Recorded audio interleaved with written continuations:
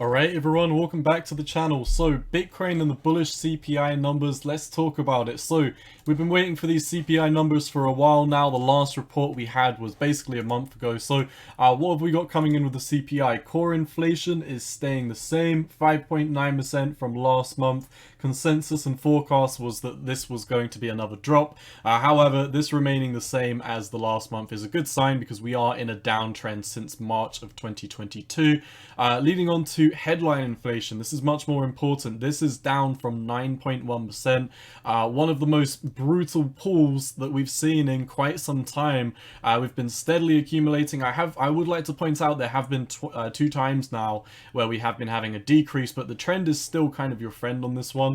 I wouldn't be saying that it's not possible that we have already peaked in terms of inflation. However, a lot of people got out of bed for this move in April of 2022 when we moved from 8.5% down to 8.3%.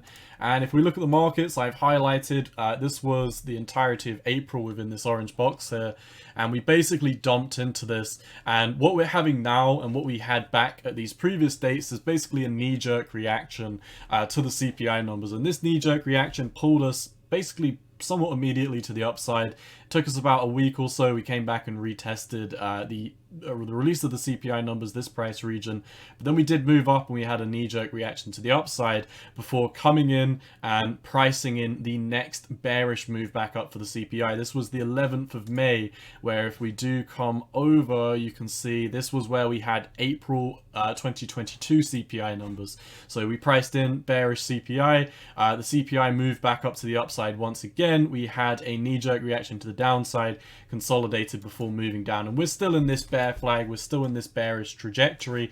I would just like to highlight, this is where we're hoping in the next CPI meeting, which is coming in at September the 13th, beautifully tying up with the next FOMC meeting coming in at the 21st of September. So coming into Q4 of this year, we're going to have a great indication of what is finally going to be going on with Bitcoin. It's been very, very boring for the past week or so. It's been boring for the past couple of months, really. I mean, since the 15th of June, we've more or less just been slowly trending up. We're still in this massive bear flag to the downside right now. But however, in the immediate short term, it looks like the markets are going to be rallying based on this. Now, the dollar is coming down on this. We've actually broken the parabola with this news coming in today. We're still sitting at support, so I'm going to be looking at the dollar, hoping this moves to the downside, and I'll talk about why in a second. Over on the SPY has just opened incredibly bullish. You can see on the 4-hour, we basically moved from yesterday's close at 412 all the way up to an opening round about 419. So while this looks red, this is just from the opening. The SPY has had a very nice opening above previous resistance. This would still potentially arguably be resistance because you could just elongate this, talk about a new trend line. But in the immediate short term, SPY is looking good. Nasdaq is moving up as well. The Nasdaq is looking pretty good. Tesla, I mean, pretty much everything, all your tech stocks are opening bullish on this news. So I would definitely say in the immediate short term, we could expect continuation. Now, so in the immediate short term, things are bullish, right? Obviously, with CPI coming down, just like it did in April, once again, we have these knee-jerk reactions. We move to the upside. From the CPI release over here, we actually had about a 10% move to the upside. So if we look at where we are right now, let's see where the next immediate areas of resistance are from directly above us. You've definitely got free range to move up about another 6% before you do move into the 25,400 region. That's where I'd personally be targeting in the immediate short term. Now, if we pull up the bull market support bands, I really just want a decision made for this. Honestly, I wouldn't even mind being proven wrong if we do break to the upside of this bear flag. I just want a decision to be made. Is it bullish? Is it bearish? Because at this moment in time, people are flipping bullish, bearish, bullish, bearish, bullish, bearish, and we're still in a massive bearish flag at this moment in time. So I would really like for a move to be decisive. We have back tested the 200-week moving average, which is very, very nice. We closed multiple weekly candles above this now on the daily time frame. Let's see. Yeah, volume definitely confirmed this. A small amount of volume. Definitely look at a few different other exchanges on this as well, though, and you can see we've got a decent amount of volume coming in as we did come down to the 200-week. Now this is the moment in time where you want to see Bitcoin come up and take out this invalidation zone again. We keep on doing this where we come up, you know, we make a higher high by a tiny bit, and then we immediately move back down to the heart line / the bottom of the bear flag. So I'm really waiting for a decision. I would love to break mid to long term bullish if we do break above 25,450, which is what I'm targeting in the immediate short term, hence why I'm hoping that the dollar does break to the downside of this parabolic trend, because I do believe that if the dollar starts to break down and the stock market starts to move up, then this could yield a very nice move to the upside. And with BTC USD coming up to the bull market support bands, you could see a move up to, you know, 29,000. You could see a move up to 30,000. Potentially, I think even on the EMA ribbons, you have up to 31,000 on the weekly time frame, coming up to about 35. But this is dropping very, very dramatically. In fact, this is dropping about $300 or $400 every week that we take to come up to this. So at least in the immediate short term, I'd be more inclined to be looking at the bull market support bands up here at 28,000. This does solely depend on if we are able to break above 25,400. So like I said, in the immediate short term, I am bullish on this. I have actually DCA'd Bitcoin for the next move to the upside, but I'd like to show you why this is not necessarily bullish in the immediate, or no, it is bullish in the immediate short term. Why is it necessarily not bullish in the mid-term? And why is it bullish in the long term? So as you can see, you know, if we do look at the 12-month percentage change on the CPI, you can see at this moment in time, once again, we talked about this at the start, headline inflation is down to 8.5% from 9.1. And the last time we look at this CPI chart, you can see the last major peak we had was back here in July of 2008 at 5.6%. So you're probably thinking, you know, inflation has peaked, right? So immediately, just like that, we should be expecting, you know, the bottom is in, and that would be a good hypothesis if you do not zoom in, because as you can see over here, July 2008, this was coming towards the end of the recession. But then if we look at the US CPI numbers and the SPX, so the SPX, the S&P 500 stock market, this is going to be this orange line down here, and the blue line on this chart is going to be the CPI numbers. And what you can see is if we go back to the last time, or the last couple of times that inflation has peaked, you can come back and see, you know, this was the major one in question. If we go back here, we can find it again, you can see once again this was the peak in CPI back in July of 2008, coming in at 5.6% inflation. Now everyone's getting out of bed, and myself, at least in the immediate short term, I'm also getting out of bed, but nonetheless I wouldn't be getting out of bed in the long term. We are celebrating an 8.5% year-to-date inflation after all, but nonetheless, with this 8.5% inflation, what you can see is if we go back to some of the major times where inflation has peaked, so most notably we probably should be looking at the 2008 peak in the CPI. This basically was when the last recession was, or at least the last major recession was, back in 2008, so we should definitely mark this one. You can also see there was a major top back in the stock market all the way back over here. So if we also place a massive line through this, you can basically see this almost perfectly lines up with the top over on the CPI over here. So you can see there's a top in the CPI, there's another massive top over in the CPI, and with both of these events, what you will notice is in the immediate short term back over here, with the basically the 2000 rally before the internet bubble, and this massively capitulated, you can see we had inflation peak exactly round about here, the 27th of March. And what we did is we broke down from this, and then we rallied into it as the inflation reading started to come down.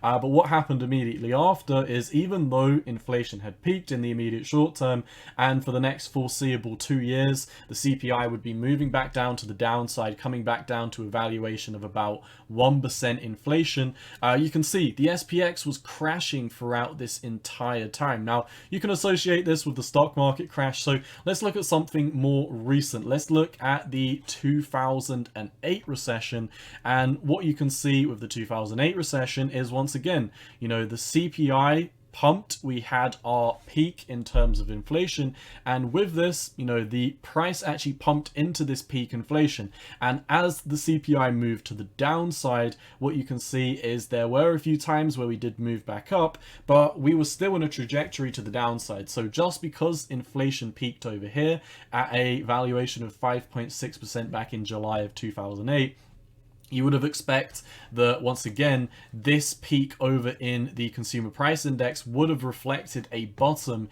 in the SPY. And if you're zooming out and really looking at it from a distance, you could be like, hey, you know, we peaked over here and we bottomed over here, so it's a good indicator when you are looking out. And I would agree, but when you do zoom in, you can see that these peaks, they do not actually correlate to the exact bottom in the stock market. Once again, SPX, the stock market, S&P 500, yada yada yada, this is all this orange line down here, and this blue line up here is the CPI, and you can see there's been multiple times where the CPI has peaked and it's come to the downside, and with that the markets have actually crashed while we're getting used to this new fiscal policy. And there's been a few other times which I would like to highlight, which this doesn't 100% line up either. Like, for example, you can see there were 2 times over here, if I mark these as white, so we can differentiate these from the major events like the dot-com crash in 2000, and then you had basically the housing bubble, which caused the 2008 recession. What happened back here is, you can see there were multiple times where this was the actual peak in inflation, just like back here, this was the peak in inflation for many years. But over here, the 2008, this was where the peak was, and you can see after CPI peaked, the stock market bottom was looming. It was still a little while away. In fact, this was almost about a year away. But nonetheless, as CPI was coming down, the stock market was also coming down in the immediate short term. The top of the CPI was saying, hey, in the next 6 months, the next year, the stock market's definitely going to bottom, but it wasn't saying in the immediate short term that it would be the bottom. And then you can see there were 2 times where the CPI actually spiked back up, coming up to a valuation of respectively 2.65 and 3.9, basically 4%, which was obviously a lower high from these rates over here, about 5.6%. And with this, you can see the first time this happened, we actually crashed into this and then pumped and crashed out of this. And then the second time the inflation peaked over here, we actually rallied out of this. So looking at all of these examples, this was really 50-50, because we actually pumped into it, we had a knee-jerk reaction, and then we moved back down to the downside. So this was really a 50-50 in both ways. But from looking at what we've got multiple times, the most extravagant peaks have been these 3. You can go back to other instances, but you have to go back to other areas like 1990, which is a very long time ago. And you can see here that it was a lot clearer. Actually, the CPI peaked and the SPX started to move up to the upside, but this was a very long time ago. Looking at the last 3 major data points we've got on this, we've got 2 occasions where CPI peaked and we moved back down to the downside in the immediate short term, but the bottom was relatively near. You can see over here, CPI peaked, the bottom was very near, but we needed one last leg to the downside. And there's only really been 1 instance recently where we've actually peaked in terms of CPI and the SPX, the stock market bottom, was in. And we can even come over here and see what happened in the 2020 capitulation. You can see this was more of like a local top, because we did actually have local tops back here at 3.16%. We had a top reading in 2.54% inflation for the CPI. And once again, you would have expected that as the CPI starts to move to the downside, that would be where the immediate bottom would be for the SPX, rather, the stock market. But what you can actually see is we moved to the downside for another couple of weeks, even while we were getting these moves to the downside in CPI. So while CPI was moving to the downside, what we actually witnessed over on the SPX is the SPX also continued to move to the downside before the bottom was in. And looking back at these, you can see multiple times where you have these perceived tops over in the CPI, but they don't actually correlate with the exact bottom. So what does this mean for the Bitcoin price? Well, in the immediate short term, we've obviously decided we want to move to the upside on this. Not too much to report on core, but for the headline inflation, moving down to 8.5% from 9.1% is definitely a very good sign for the immediate short term. Once again, we have our next CPI meetings coming in at September the 13th. If this does actually move back to the upside, and what you witness is what we're having right now is just a correction before we do move back down, before we do move back up to the upside, just like we saw over here where we had a correction and then a move back up, then we could definitely be in for more of a roller coaster for the Bitcoin price, for the stock market price. But like I said, in the immediate short term, I am bullish. I will be buying the dip today, not with all of my capital. I still have a large amount of my capital on the sidelines in case Bitcoin has not bottomed, because I do think there's a very strong likelihood that we're going to have a nice move to the upside in the immediate short term over the next couple of weeks. And then we can finally see, you know, is the CPI going to be coming down in the long term? And then are we actually going to start seeing some quantitative easing? Are the Fed going to be taking their foot off the pedal? Are we going to see them flipping from hawkish to dovish? That's what I'd be looking for to become very bullish in the short, mid and long term. Right now, I'm really only bullish in the short term for the next couple of weeks. But like I said, I'd really like to be making some longs. I would like to see Bitcoin break to the upside of this bear flag, because as you can see, we are still in a bear flag right now. So I wouldn't be doing my job properly, flipping super bullish while Bitcoin is in a massive bear flag to the downside. It's textbook TA. I'd at least want to see a break above this to the upside, because like we talked about, we're basically sitting on the 200 EMA right now. We've pumped above it, but this is the point where we want to see the previous invalidation point take out. So 24,670, I'd like to see that break, and then after then I can see a move up to 25,400, 25,500 the next couple of days. And if we do manage to clear that, we've got clear skies to move up to 29,000, 30,000, 31,000, coming up and retesting our Bitcoin bull market support bands. We could do all of this and have a move back down to the downside, and this would still tie in with the trajectory over on the market. So wrapping up the video right now, you can see while I do expect continuation for the SPY and the Nasdaq, you cannot deny that we are still in a very nasty downtrend over on the SPY. The Nasdaq is also in a nasty downtrend. The dollar is in a very nice parabola to the upside, even if the immediate short-term parabola with this, you know, parabolic curvature line has been invalidated, but nonetheless we're still moving up. We're still miles above where we were a couple of months ago. So do be cautious. Like I said, immediate short term, I am going to be buying the dip. I actually got a new ledger yesterday, so I'm going to be backing that up with a bunch of Bitcoin at these prices.